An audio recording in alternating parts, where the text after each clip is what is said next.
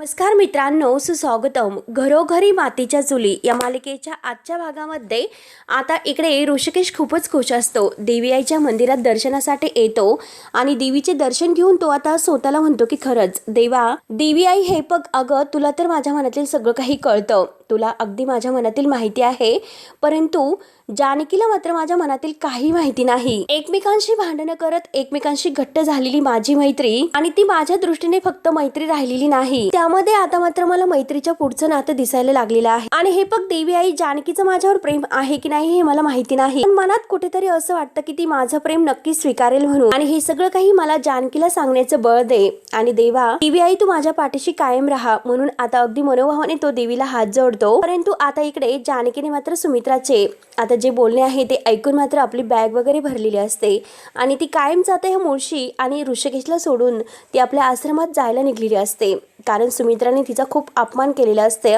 रडतच जानकी आता आपली बॅग घेते आणि तेथून अगदी मंद पावलांनी जायला निघते. तेव्हा आता तिला आतापर्यंतचे ऋषिकेश आणि तिची जेव्हा ओळख झाली त्यापासूनचे सर्व काही क्षण मात्र आठवायला सुरुवात होते. आता ऋषिकेश तिला हे म्हटलेलं असतो की हे बघ जानकी, अगं जोपर्यंत तुझी राहण्याची सोय होत नाही तोपर्यंत तू बाहेर राहून नाही शकत, त्यामुळे तू आतमध्ये राहा आणि मी बाहेर राहतो. म्हणजे जानकीला अगदी प्रेमाने त्याने आत्तापर्यंत समजावून घेतलेलं असतं. आता आपल्या जीवाचा विचार न करता त्याने जानकीची काळजी घेतलेली असते. हे सगळे क्षण मात्र आता जानकीला आठवतात, तिच्या डोळ्यामध्ये पाणी येते. तेव्हा आतापर्यंत सगळे काही म्हणजे आता शेवटच्या जी स्पर्धा त्यांनी जिंकलेली आहे त्यापर्यंतचे सगळे क्षण आता जानकीला त्या क्षणाची आठवण होते. त्यानंतर आता इकडे ऋषिकेश देवी आईला हात वगैरे जोडतो आणि मनोभावाने पूजा वगैरे करून आता तेवढ्यात गुरुजी ऋषिकेशला म्हणतात की ऋषिकेश, अरे नेहमी तुझी आई मात्र आता तुझ्यासाठी देवीला साकडं घालायला येते आणि आज चक्क तू देवी आईच्या मंदिरात आला. त्यावर आता ऋषिकेश म्हणतो की हो गुरुजी. आणि मग कुणासाठी काय मागायला आला? तेव्हा आता लगेच ऋषिकेश म्हणतो की आलो कुणाच्या तरी साठी मागण्यासाठी. तेव्हा गुरुजी विचारतात की काय झालं ऋषिकेश मात्र आज काय झालं, चेहरा काय इतका पडला, तुझ्या चेहऱ्यावर आज एक वेगळीच बेचैनी दिसते. त्यावर आता ऋषिकेश म्हणतो की हो गुरुजी, मनामध्ये एक प्रश्न आहे आणि त्याचं उत्तर काय मिळेल हे मला माहिती नाही, हेच मला नाही कळत. तेव्हा आता ऋषिकेश असं म्हणल्यानंतर गुरुजी म्हणतात की अरे देवीच्या दारात आला तू, शेवटी तुझं या प्रश्नाचे उत्तर देवी आईच देऊ शकते, आत्ताच तुला हे उत्तर मिळेल. तेव्हा गुरुजी त्याला कौल लावायला सांगतात आणि हे फूल घेऊन तू देवी समोर ठेव आणि देवी आईला हात जोडून मनोभावाने तुझ्या मनातील जी इच्छा आहे तर ती देवी आईला माग. हे फूल जर डावीकडे पडले तर तिची इच्छा पूर्ण होईल आणि हे जर फूल आहे तर ते उजवीकडे पडलं तर तुझी इच्छा नक्की पूर्ण होईल आणि डावीकडे पडलं तर आता तुझ्या मनातील इच्छा पूर्ण होऊ शकत नाही, असं देवी आई तुला कौल देईल. तेव्हा आता ऋषिकेश ते फूल हातात घेतो आणि देवी आईकडे बघत असतो. मनोभावाने तो देवी आईला मनामध्ये आता आठवतो, मनामध्ये नामस्मरण करतो, म्हणून ते फूल आता देवी आईच्या डोक्यावर ठेवतो आणि देवी आईला हात जोडून म्हणतो की देवी आई, जानकी माझं प्रेम स्वीकारेल का? आणि तेवढ्यात आता देवी आई त्याला उजवा कौल देते आणि आता ऋषिकेशचा चेहरा तर खूप खुलतो. तेव्हा आता ऋषिकेशला खूप आनंद होऊन तो गुरुजींना म्हणतो की गुरुजी, तर गुरुजी म्हणतात की हो तुझी इच्छा आता नक्की पूर्ण होणार. तेव्हा आता ऋषिकेश मनोभावाने पुन्हा देवी आईला हात जोडतो. त्यानंतर आता इकडे जानकीला मात्र आता सुमित्राचं सुद्धा सगळं काही बोलणं आठवतं. माझ्या मुलाच्या आयुष्यामध्ये तू का आलीस, कशासाठी आलीस, जे काही आरोप जानकीवर केलेले आहे ते सर्व आता जानकीला आठवून जानकीच्या डोळ्यात आणखीनच पाणी येते. तू माझ्या ऋषिकेशला जाळ्यामध्ये ओढलं असे आरोप मात्र ती जानकीवर करते आणि तुझी काही चूक नाही, एक अनाथ म्हणून वाढणं की तुझ्या आयुष्याकडून काहीतरी चूक तर असेलच. आणि जो काही चेक जानकीच्या हातात दिलेला असतो की हवी तेवढी रक्कम तू या चेकवर लिही आणि माझ्या मुलाच्या आयुष्यातून कायमची निघून जा. तेव्हा आता हे जानकीला आठवून अगदी खूप वाईट वाटतं, म्हणून जानकी आता बॅग घेते आणि त्या घरातून ती जायला निघते. तर सारखी आपल्या घराकडे वळून बघत असते. तेवढ्यात आता ती चावी देण्यासाठी प्रधान काकूकडे येते. प्रधान काकूंना आवाज देते. प्रधान काकू बाहेर येतात की कोण आहे.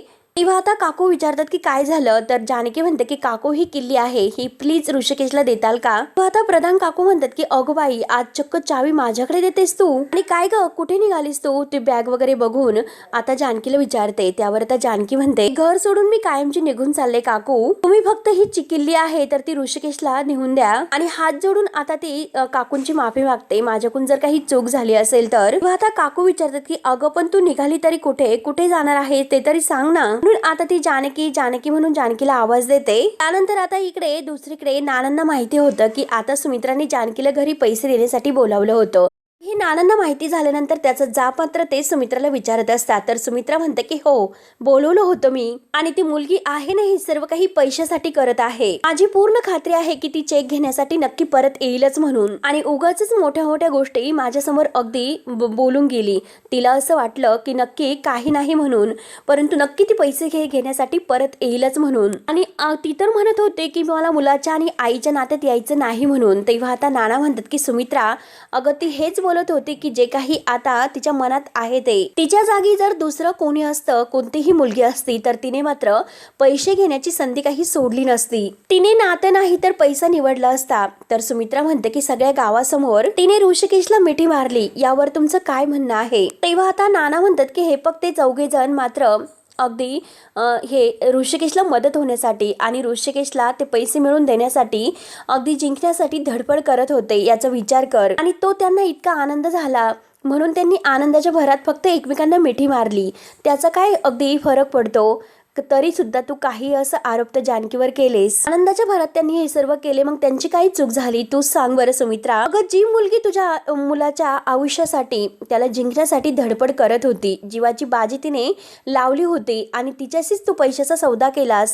अगं, असं वागताना ऋषिकेशला काय वाटेल याचा तरी तू थोडासा विचार करायला हवा होतास. आणि जर ऋषिकेशला ही मुलगी आवडत असेल तर तू काय करणार बरं? त्यावर आता सुमित्रा स्पष्टपणे म्हणते, तरी सुद्धा त्या मुलीला मी आपल्या घरात कधीच घेणार नाही. त्यावर आता नाना विचारतात की का असं वागते सुमित्रा तू? तेव्हा सुमित्रा म्हणते की कारण तिला फक्त आणि फक्त ऋषिकेशचा पैसा हवा आहे, आपला मान सन्मान तिला हवा आहे, आपल्याकडे जे जे काही आहे ते तिला बळकवायचं आहे. त्यावर आता नाना विचारतात की अगं पण तुला असं का वाटतं? तर आता सुमित्रा डायरेक्ट म्हणते की ती अनाथ आहे म्हणून. तेव्हा मात्र आता नाना म्हणतात की सुमित्रा, अगं तसं होतं तर मग तू एका अनाथाशी लग्न का केलं होतं? म्हणजे हे बघ, मी सुद्धा अनाथच होतो ना. अगं, माझं सुद्धा या जगामध्ये कोणीच नव्हतं. अगं, मी सुद्धा स्वतःचं नाव कमवण्यासाठी आणि हे सर्व वैभव मिळवण्यासाठी धडपड करतच होतो ना. अगं, तेव्हा तर तू माझा चांगुलपणा बघून माझा हात धरला होतास, आणि काय अगं का असं वागतेस? म्हणून नाना आता सुमित्रावर खूप भडकलेले असतात. आणि तेवढ्यात आता सौमित्रा आणि सारंग हे घरी येतात. ते एकमेकांशी अगदी हसत गप्पा करत येत असतात. आणि तेवढ्यात नाना आणि सुमित्रा यांचं बोलणं तर त्यांच्या कानावर पडते. नाना म्हणत असतात की मला म्हणजे तुला माझी दया आली म्हणून तू माझी सोबत केलीस आणि माझ्याशी लग्न केलंस. तेव्हा आता सुमित्रा म्हणते की काय बोलतात तुम्ही? नाना म्हणतात की काय झालं, बोलणं खटकलं का? अगं, मग तुला तुझं वागणं खटकत नाही का? अगं, हे बघ, मी जरी पोरका झालो तेव्हा सुद्धा मी स्वतःच्या जीवावर इतक्या जिद्दीवर मोठा संसार तर शेवटी उभा केलास, इतकं वैभव मिळवलं, मान सन्मान मिळवला, आणि मग तू त्या जानकीशी अनाथ असल्यासारखं अगदी इतकं तू कठोर का वागलीस? काय गरज होती तुला जानकीशी असं वागण्याची? जानकी केवळ अनाथ आहे म्हणून तू इतकी तुसडेपणाने तिच्याशी वागलीस का? आणि हे बघ सुमित्रा, तू जे काही वागलीस तर तुझ्या या वागण्याने जे काही वाईट मला वाटलं, तर त्यापेक्षा जास्त आता ऋषिकेशला हे समजल्यानंतर वाटणार आहे, हे लक्षात घे. तेव्हा मात्र आता ऋषिकेशला कळेल की आपल्या आईने जानकीचा इतका मोठा अपमान केलेला आहे. आज फक्त केवळ आणि केवळ जानकीमुळेच ऋषिकेश त्याचा शब्द पूर्ण करू शकलेला आहे. मी ऋषिकेशला घराच्या बाहेर काढलं तरी सुद्धा स्वाभिमानाने तो त्याचा शब्द पूर्ण करू शकला, याचं कारण फक्त जानकी आणि जानकीच आहे. खरं तर गावकरी मात्र आता ऋषिकेशची गाढवावरून धिंड काढणार होते. जानकी मात्र गावकऱ्यांच्या आणि ऋषिकेशच्या मध्ये भिंत बनून उभी राहिली, म्हणून ऋषिकेश इतक्या मोठ्या संकटातून वाचला. आजपर्यंत मात्र तू जानकी बद्दल जे काही वाईट साईड बोलत होती ते सर्व काही मी ऐकून घेतले, सगळं काही मी सहन केलं, परंतु आज मात्र जे काही तू केलंस ना, तिच्याशी इतकं वाईट वागली, तर खरंच मला खूप पश्चाताप होतोय, तुझा राग येतोय. जे काही तू वागलीस ना सुमे, अगं ते सहन करण्याच्या पलीकडे आहे. सुमित्रा, तू खरंच खूप मोठी चुकलीस तू, म्हणून नाना खूपच भडकतात. सौमित्राने सारंग हे सर्व काही ऐकतात. असे बोलून आता नाना आपल्या रूममध्ये निघून जातात. नाना खूपच भडकलेले असतात. तेव्हा आता सुमित्राचे डोळे भरून येतात आणि तिला पश्चाताप होत असतो. त्यानंतर आता इकडे सारंग आणि सौमित्र सर्व काही ऐकतात. आता दुसरीकडे मात्र ऋषिकेश घरी येतो. घराला कुलूप त्याला दिसते. ऋषिकेश विचार करतो की दरवाजाला कुलूप का आहे, जानकी कुठे गेली असेल? नक्कीच जानकी इथे कुठेतरी गेली असेल, म्हणून तो जानकीला फोन करायला घेतो. आणि तेवढ्यात प्रधान मावशी त्याच्याजवळ येतात आणि म्हणतात की जानकीला फोन करतोस ना? त्यावर आता ऋषिकेश खुश होत हो असं म्हणतो, परंतु प्रधान काकू म्हणतात की त्याचा काही उपयोग नाही, गेली कायमची निघून. आता हे ऐकल्यानंतर ऋषिकेशला धक्का बसतो. ऋषिकेश विचारतो की काय बोलतात? प्रधान काकू म्हणतात की हो, आणि घराच्या चाव्या त्या ऋषिकेशकडे देतात. तेव्हा आता ऋषिकेश विचारतो की गेली म्हणजे नक्की कुठे गेली. त्यावर त्या प्रधान काकू म्हणतात की अरे मला नाही माहिती, ती बॅग घेऊन गेलेली आहे. मी तिला विचारलं परंतु तिने मला काही सांगितले नाही. तिने फक्त ह्या चाव्या ऋषिकेशला द्या असं ती मला म्हणाली. त्यावर आता ऋषिकेश म्हणतो की तिने तुम्हाला काहीच सांगितलं नाही का ती कुठे जाते म्हणून. त्यावर मात्र आता प्रधान काकू म्हणतात की काहीच सांगितलेलं नाही ती कुठे जाते. मी तिला विचारण्याचा खूप प्रयत्न केला परंतु तिने मला काहीच सांगितलेले नाही. तिने न ऐकल्यासारखं केलं आणि ती निघून गेली. मी तिला आवाज देत राहिले. तेव्हा आता ऋषिकेशला खूप टेन्शन येते आणि घाईने मात्र तो कुलूप उघडतो आणि आतमध्ये येऊन तो आता जानकीचे कपडे वगैरे सगळे काही शोधतो. जानकीची बॅग वगैरे कपडे कुठेही काहीच राहिलेले नसते. नक्की जानकी कुठे गेली असेल म्हणून तो आता घरामध्ये प्रत्येक ठिकाणी जानकी जानकी करत जानकीला आवाज देत तिला शोधत असतो. तेव्हा मात्र आता तो सगळ्या ठिकाणी जानकीला शोधतो. जानकी घरात कुठेही नसते कारण ती घर सोडून गेलेली असते. म्हणून तो जानकीला फोन लावतो पण जानकीचा फोन स्विच ऑफ असतो. तेव्हा ऋषिकेशला खूप टेन्शन येते आणि जानकी नक्की कुठे गेली असेल म्हणून तो विचारात पडतो. कुठे गेली असेल जानकी, मला न सांगता ती कसं जाऊ शकते बरं. जानकी जानकी करत तो जानकीला आता सगळ्या ठिकाणी शोधत असतो आणि तेवढेच सौमित्रा आणि सारंग तेथे येतात. आता ऋषिकेशला खूप टेन्शन आलेलं असतं आणि तो टेन्शन मध्येच आता खूप म्हणतो की खरंच जानकी कुठेतरी निघून गेली, जानकी नाही घरात. तेव्हा सौमित्रा म्हणतो की अरे दादा, ऋषिकेश दादा, जानकीताई स्वतःहून नाही निघून गेली, त्या जबरदस्तीने जायला सांगितलं. आता हे ऐकल्यानंतर ऋषिकेशला आणखीन धक्का बसतो. ऋषिकेश विचारतो की कोणी जायला सांगितलं म्हणजे नक्की कोणी सांगितलंय. तर सारंग म्हणतो की आईने सांगितले. नेमकं काय झालं आता हे सगळं काही आता सारंग ऋषिकेशला सांगत असतो आणि त्याच वेळेस मकरंदचा माणूस मात्र आता यांचं सगळं काही बोलणं ऐकतो आणि तो मकरंदला आता हे सर्व घडलेला प्रकार जाऊन सांगणार असतो. तेव्हा आता ऋषिकेश म्हणतो की आई असं बोलली जानकीला. आता हे ऐकून ऋषिकेशला आणखीन धक्का बसतो. त्याला खूप टेन्शन येते आणि आईचा राग सुद्धा येतो आणि तो जानकीच्या मनाचा विचार करतो की जानकीचा स्वाभिमान किती दुखावला गेला असेल. आईने मात्र तिच्यासोबत असं वागायला नको होतं. जानकी मात्र कुठे गेली असेल ह्या मुळशीत मात्र तिचं कोणीही नाही. तेव्हा आता प्रत्येक ठिकाणी तो आता प्रत्येक म्हणजे तेथे येणाऱ्या जाणाऱ्या लोकांना विचारितो. जानकीचा फोटो वगैरे दाखवून कोणी जानकीला बघितलं का म्हणून तो जानकीला शोधत शोधत आलेला असतो. वेड्यासारखं तो जानकीला शोधतोय. तो मित्र सारंग सुद्धा त्याची मदत करत असतात आणि जानकीला आता ते सगळेजण शोधत असतात. प्रत्येक ठिकाणी आता ते जानकीचा फोटो मोबाईल मध्ये दाखवतात आणि प्रत्येक वाटसरूला ते जानकी कुठे बघितलं का, हिला कुठे पाहिलं का असे विचारत येत असतात. किंवा आता वेड्यासारखं ते जानकीला शोधत असतात. त्यानंतर आता इकडे मकरंदचा माणूस मात्र सर्व काही ऐकून लगेच इकडे माया आणि मकरंदला सांगायला येते आणि म्हणतो की अहो साहेब, ती ऋषिकेशची आई आहे ना, त्या जानकीला खूप काही बोलली आणि ती जानकी मात्र आता हे सगळं काही सोडून निघून गेली आणि आता मात्र त्या जानकीला शोधू शोधू ऋषिकेशची हालत खराब झाली. त्यावर तर मकरंद म्हणतो की ऋषिकेशच्या आईने जानकीचा अपमान केला म्हणून आता जानकी हे घर सोडून निघून गेली तर कसं काय होऊ शकतं. त्यावर आता माया म्हणते जे काही झालेलं आहे तर ते आपल्या खूप फायद्याचं ठरू शकतं. त्यावर आता मकरंदला काही कळत नाही. तो विचारतो की म्हणजे काय. तर आता माया म्हणते की म्हणजे आता जो काही कौल आहे तर देवाने तो तुझ्या बाजूने दिलेला आहे. तर ऋषिकेश आणि जानकी एकमेकांच्या बाजूने कितीही काही विचार करून दे, एकमेकांच्या प्रेमात पडून दे, पण तरी सुद्धा ऋषिकेशच्या आईला मात्र ऋषिकेशच्या आयुष्यामध्ये मात्र जानकी नकोय. मात्र आता मकरंद म्हणतो की म्हणजे तुला असं म्हणायचं की जानकी आणि ऋषिकेश हे त्यांच्या आईचं जे काही मत आहे ते झुगारून मात्र एकमेकांच्या आयुष्यात नाही येणार. तर तेव्हा आता माया म्हणते की एक्झॅक्टली तू अगदी योग्य विचार केलास आणि हे बघ आता मात्र यापुढे आपल्याला जानकीच्या मनात तुझ्याविषयी चांगले विचार अगदी आपल्याला तयार करावे लागतील. तू खरंच खूप चांगला आहे हे जानकी समोर दाखवून द्यावं लागेल. यासाठी मात्र पुन्हा आपल्याला काहीतरी करावं लागेल. तेव्हा मकरंदला मायाचा प्लॅन काही पटत नसतो. तो म्हणतो की जेव्हा जेव्हा जानकी आणि ऋषिकेश या दोघांना आपण वेगळं करण्याचा प्रयत्न केला पण तेव्हा मात्र ते आता एकमेकांच्या खूपच जवळ येत राहिले. दोघांना वेगळं करायला गेलो तर ते शेवटी एकत्र येतातच. आता मात्र शेवटी मी तिला भेटणार आणि माझ्या मनातील जे काही प्रेम आहे तिच्याबद्दलचं तर ते तिला अगदी काही आढेवेढ्या न घेता मी सांगणार म्हणजे सांगणारच. त्यावर तर माया विचारते की अरे तुला हे सर्व जमेल का. तर मकरंद म्हणतो की काही झालं तरी जानकी मला हवी आहे आणि तिच्यासाठी मी काही पण करू शकतो. आता मला हे जमावंच लागेल.